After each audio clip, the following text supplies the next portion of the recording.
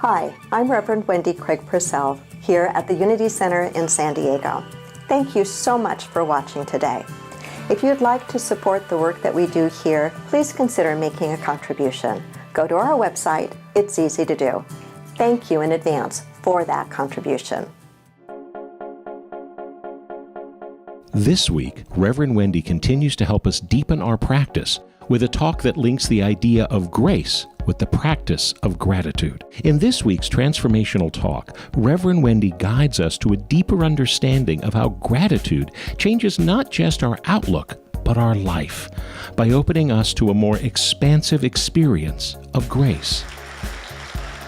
So for the last couple of weeks, I've been sharing with you some ideas on deepening into your spiritual practice. And we took a look at this idea of what happens when we feel as if we are really being broken open by situations or challenges or painful events in our life. We talked about forgiveness and how key that is for us on the spiritual journey, and how some things are much easier to forgive than others, but always, always, always we need to move through and to the place that we are able to forgive because of what it does for us, how it frees us. On the other side of forgiveness is freedom. Today I want to talk to you about the topics of grace and gratitude. There's a lot of information available to us today, particularly on the topic of gratitude. Books and articles and websites and studies done on gratitude, not as much on the topic of grace.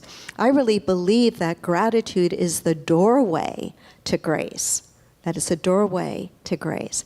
And so we're going to look a little bit at this idea of practicing gratitude as a way of opening into the experience of grace. Practicing gratitude and opening into the experience of grace. Say that with me, please. Practicing gratitude and opening into the experience of grace. Let's say it again. Practicing gratitude and opening into the experience of grace.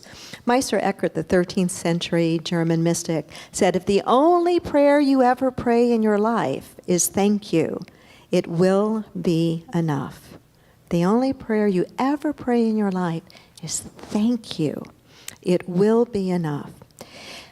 I believe this to be true, that most of our suffering comes from the kinds of expectations that we hold to and the demands we make behind those expectations.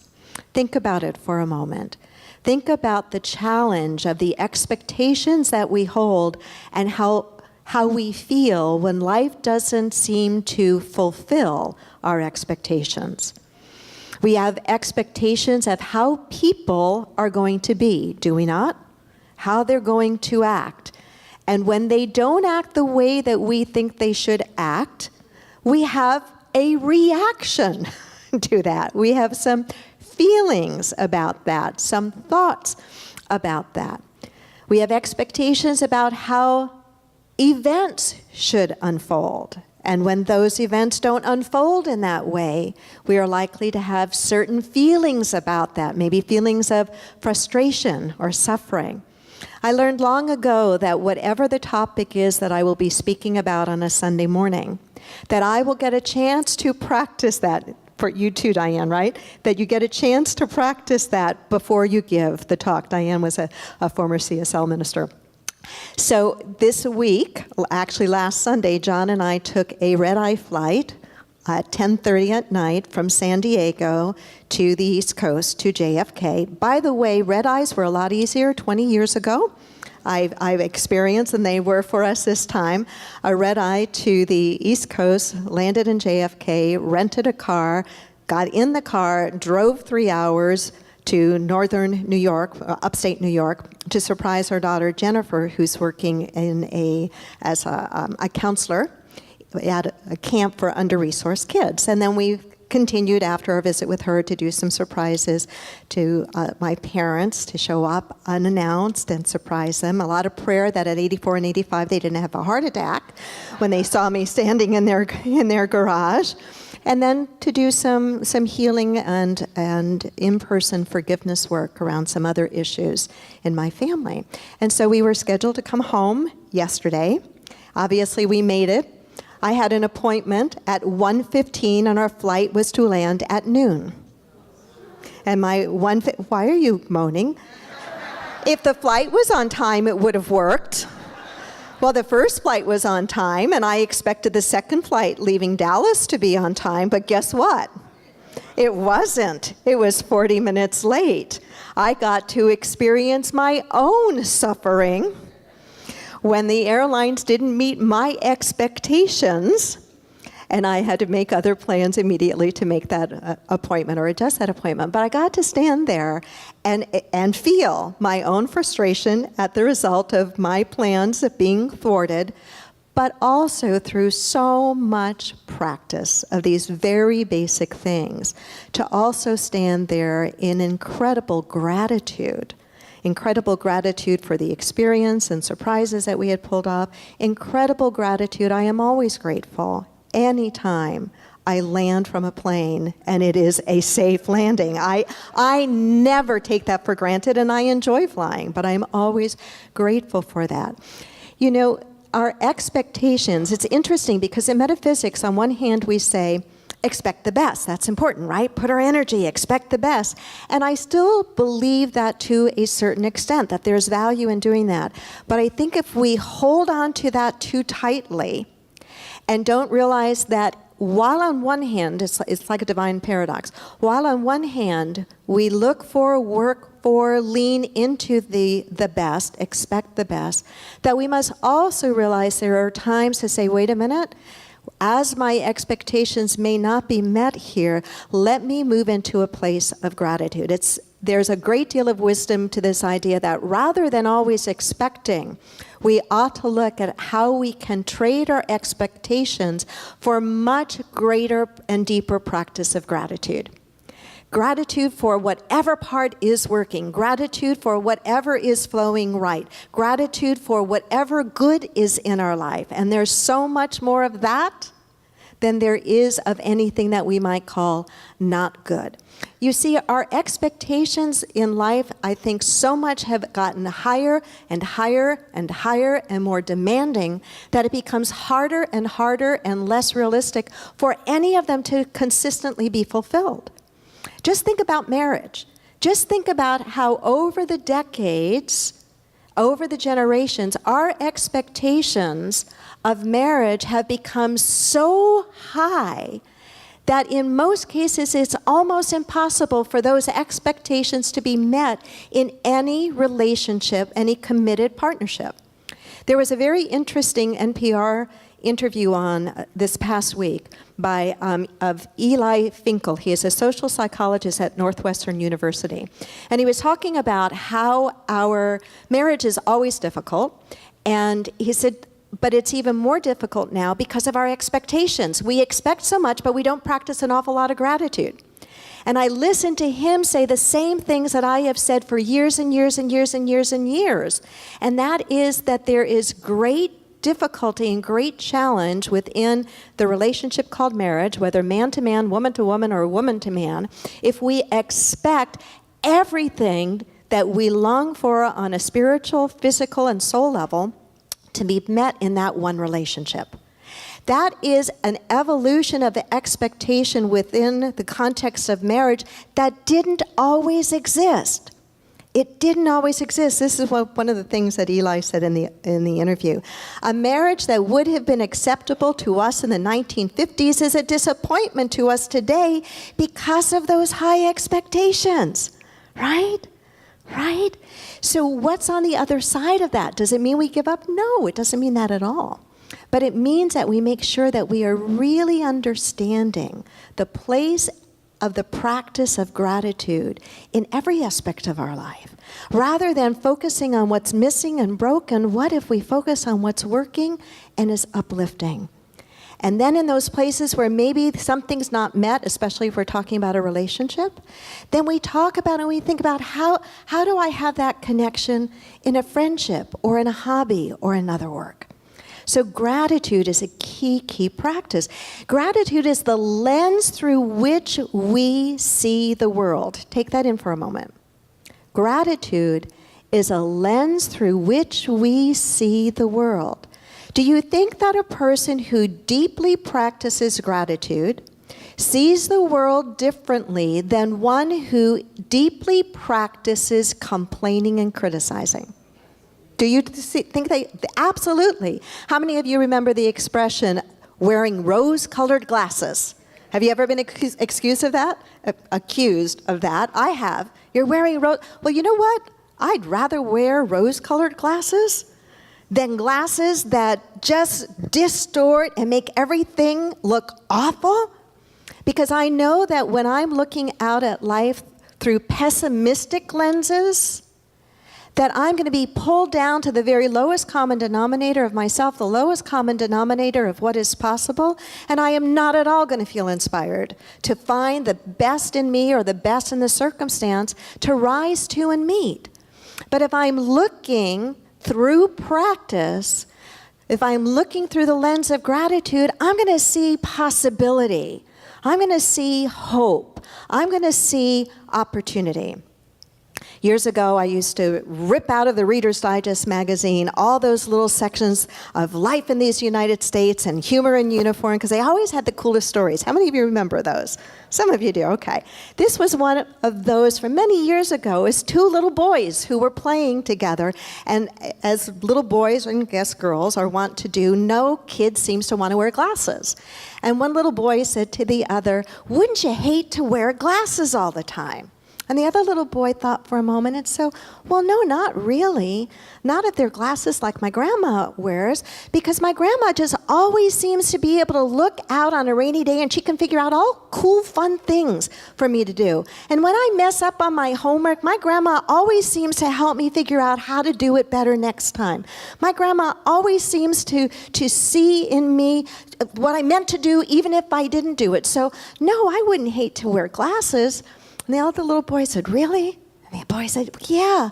One day I asked my grandma, 'So how is it, Grandma, that you see all of these things?' And she said to him, 'Well, it's the way I've taught myself to look at life.'" And the little boy said to his friend, "Well, it must be because of the glasses that Grandma wears. I want glasses like Grandma." How many of you want glasses like Grandma, huh? How many of you think, you can clap for that, how many of you think that if the world wore glasses like Grandma wore, according to that little boy, we might inspire one another to a whole other way of living and being? I think it was Goethe who said something like, if we look at people and treat people the way we think they could be, not expect them to be, but the way we think they could be, we help them become that. That's like wearing Grandma's glasses. And remember, this whole idea of gratitude needs to be practiced probably the most in those times when we want to practice it the least. Right? In those times we want to practice it the least. We're really being called to step into, all right, so things didn't work out the way I thought. All right, I'm in a jam. All right, things are really tough right now. All right, this is not what I thought I signed up for. But how do I do what the Apostle Paul said? In, not for, in all things give thanks. In every situation, I can find something inside of me that feels grateful. I can choose, do it right now. Right this moment, volitionally, with nothing external changed in your life, move into the feeling of gratitude. The feeling of gratitude. Some of you with practice may be able to do that right away. Others may need to call into mind a person or a place or something that just you're so grateful for that it's easy when you see that or you have that image to move into that feeling. But this is part of what our practice is. Our practice spiritually is not to take our instructions from the external world, but to know that we can create our own internal experience, that we can volitionally choose to practice anything that we want, and that when we make wiser choices and practice qualities and feelings that are life-giving and grandma's glasses, so to speak, we shift and change ourselves from the inside. And that shifting and changing ourselves from the inside begins to push out against the very fabric of our life and experiences to create something different externally. It's the idea of holding this longer view and this broader perspective at any and every given moment. And the reward for us really committing to practicing gratitude, no matter what, is we physiologically change. There's such interesting research today that is showing the direct connection between gratitude and feeling more alive, between gratitude and feeling happier, between gratitude and having better relationships, between gratitude and being more willing to do the exercise routine you say you want to do and need to do. And if you want to take that further and understand where some of this research comes from, take a look at the research from Robert Emmons, E-M-M-O-N-S. He's a leading gratitude researcher. Wouldn't you love that as your job? I want to be a gratitude researcher. Do you realize how beautiful that is? And that there was a time that that would have been considered crazy stuff?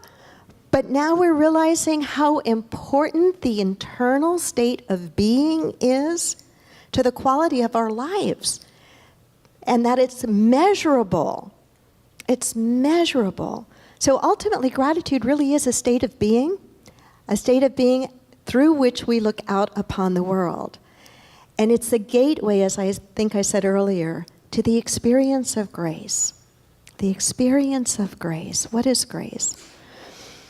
I think there are lots of different ways to look at grace, and I can't help when I first think of the word grace, I think of two things. I think of one of my favorite hymns is Amazing Grace, and I think of Jimmer Bolden singing Amazing Grace and the history of that song and what that song means. I think of grace on a physical level, just the beauty of grace. When you think of physical grace, what do you think of? What comes to your mind? Any of you? Ballet, that's what first service said. Anything else? Dance, I think of. Playing music, especially when the notes are played correctly, right? Because it can sound awful if it's not, right? Which is true of something like ballet. If it's not done, if there's not mastery over it, it doesn't have that look of grace. I think of physical grace, of dance, of ballet, of gymnastics, and to me it's this image of fluidity, this image of beauty and balance and a degree of order and a degree of harmony. I can almost always, when it comes to ice skating in the Olympics or nationals, I can almost always predict who's going to win. And it's not because I have a lot of knowledge and experience about the technical side of ice skating, which I do, but there's that added something which to me is grace that goes beyond just the physical aspect of grace, but is what I would call that mystery ingredient. That mystery ingredient. Grace is the expression, take this in, grace is the outward expression of the inward harmony of the soul. Grace is the outward expression of the inward harmony of the soul. Some of the work that you and I do, the forgiveness work, the being willing to be broken up, open, and to move through that which has broken us open, the gratitude work that we do, the prayer work that we do, is what helps our soul to be in harmony. And that harmony is the outward expression, grace is the outward expression of that. And somehow, some way, there's what I would call that mysterious added something. I'm going to call it like the divine sparkle or the God energy that's added into our experience that we didn't put there. We can't take credit for it. We can take credit, if we need to do that, for the inward practice that has helped to put our soul in this place of peace and harmony. But then it is magnetized. It is amplified. And to me, the amplification is what grace is. And it is absolutely amazing. And it's not something that we can plan in the way that we plan our day. But it is something that we can prepare to set ourselves up for in the way that we train on the soul level. And as we train on the soul level, as we've been talking about in this brief series, going deeper into our journey, we are training our soul. And we will find that we step into that added unto place of the mystery of grace. Anne Lamott said, grace is a mystery. It meets us where we are, but it does not leave us where it found us. Grace is a mystery. It meets us where we are, but it does not leave us where it found us. So I don't know what your week is going to look like this week. I don't know for you whether you have lots of appointments this week or a really, really long to-do list, or whether you're heading out for a vacation, or this is a week you are looking forward to or a week you are dreading. But no matter what you face tomorrow and for the week, it is my hope that you will hold these two words, gratitude and grace, almost as a very quiet and consistent mantra. Gratitude and grace, gratitude and grace. And that you will commit to practicing gratitude and opening yourself up to the experience of grace. Say it with me again.